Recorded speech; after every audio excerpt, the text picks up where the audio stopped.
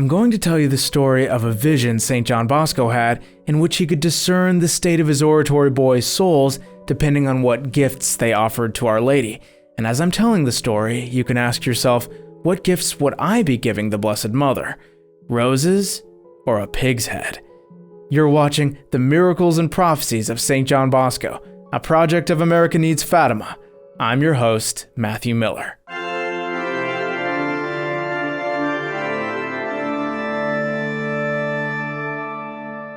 In the month of May, Our Lady was honored at the Oratory School by the whole community in a unique way. May 30th was especially dedicated to the Blessed Mother with an evening talk.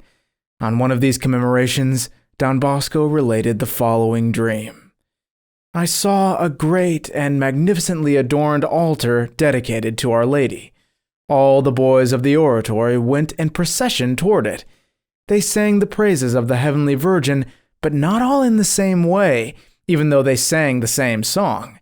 Many sang well, others sang poorly and out of tune. Still others broke out of line, while others seemed bored or laughed together. However, everyone offered gifts to Mary. They brought bouquets of all sizes.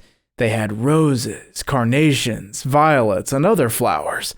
I was horrified to see that some brought the Virgin strange gifts, such as a pig's head, a cat, a plate of toads, a rabbit, a lamb, or other bizarre offerings. A handsome young man with wings stood before the altar. He was perhaps the guardian angel of the Oratory. As the young men offered their gifts, the angel received them and placed them on the altar. The first boys offered magnificent bouquets, and the angel placed them on the altar without saying anything. Other bouquets had spoiled flowers that he threw away and then reassembled and put on the altar afterward. Bouquets with odorless flowers such as dahlias, camellias, etc. were also removed. The angel removed other flowers with thorns and nails. A boy came with a pig's head. The angel said to him, "How dare you offer this gift to the most sacred Virgin? Do you know what swine represents? It symbolizes the ugly vice of impurity. Mary, who is all pure, can't tolerate this sin. Step aside. You're not worthy to stand before her." Others presented a cat. The angel said to them, "How dare you bring Mary these gifts?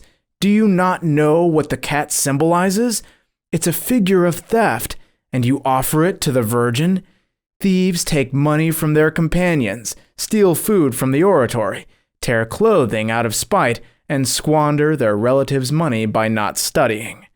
Thus he made them withdraw to the sidelines. Some boys had toads to offer.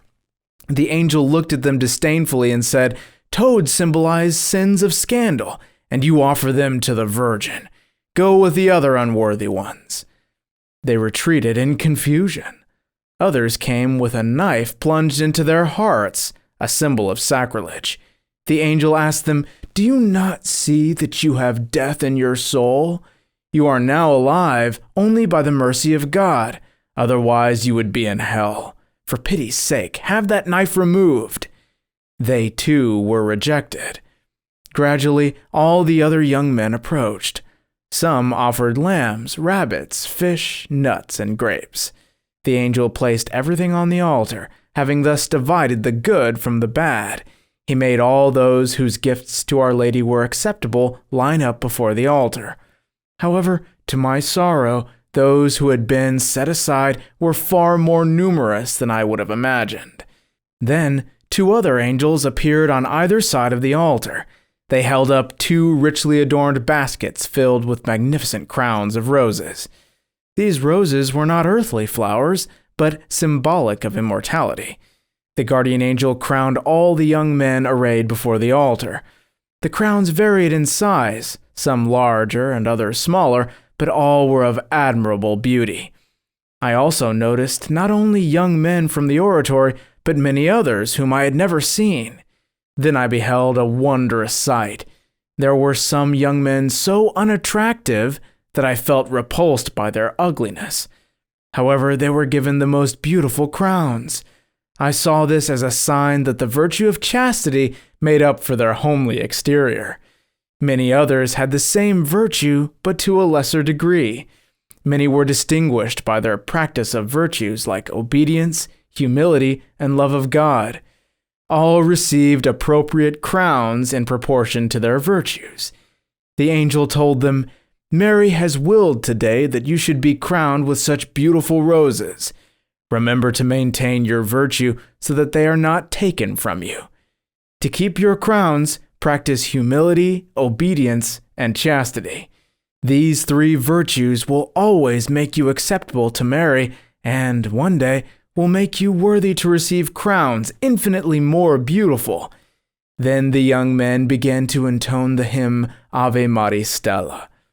After the first verse, they left in single file singing the song. I was amazed. I followed them for a while, and then went back to see the young men the angel had set aside, but I couldn't find them. I know which ones were crowned and which ones were cast away. I will tell the individuals so that they may bring the virgin gifts that she will accept. I have a few observations. The first one is that they all brought flowers to the virgin, which had many qualities. However, I noticed that all of them had thorns. The thorns symbolized disobedience.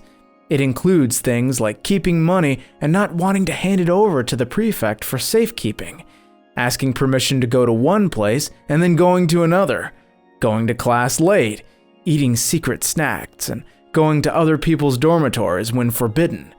Whatever reason or pretext you may have, beware of getting up late, neglecting prescribed practices of piety, talking when it is time for silence, buying forbidden books, sending letters without permission, and doing business by buying and selling with one another. All these things are thorns that diminish the value of your offerings. Many might ask, is it a sin to break the house rules? The answer is yes. Whether it's a mortal or venial sin depends on the circumstances. However, it is a sin. Someone might object that there's nothing in God's law about disobeying the house rules, but yes, there is. It's found in the commandment, honor your father and mother. The words father and mother mean not only parents, but also those who take their place. Is it not also written in the Holy Scripture, obey your superiors? They have the power to command, and you must obey. This is the origin of the rules of the Oratory, and they are obligatory. The second observation is that some bouquets had nails in the flowers. Nails were used to crucify Jesus. But how can that be? We offend God by always starting with the small things and then working up to the big ones. For example, a boy who wants money to spend on his whims and thus doesn't want to hand it over for safekeeping.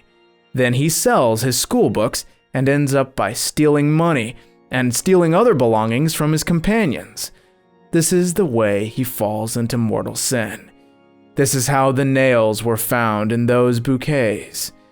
The third observation is that many young men had rotten flowers or beautiful ones with no scent among the fresh and fragrant flowers in their bouquets. These rotten flowers signified good works done in mortal sin and thus without merit. The scentless flowers are good works done for human ends, such as ambition or pleasing one's masters and superiors. The angel rebuked them for daring to bring such offerings to Our Lady.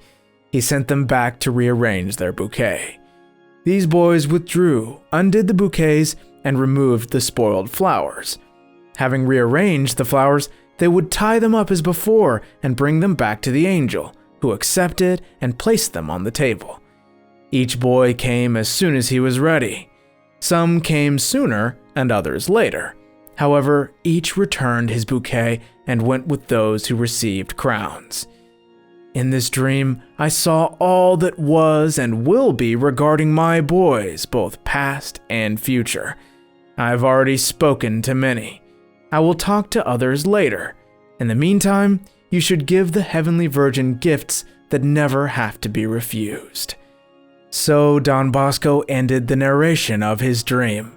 And if you'd like to hear some more of his dreams on this channel, please click on the link to the playlist I've put on the screen. God bless you, and Our Lady keep you.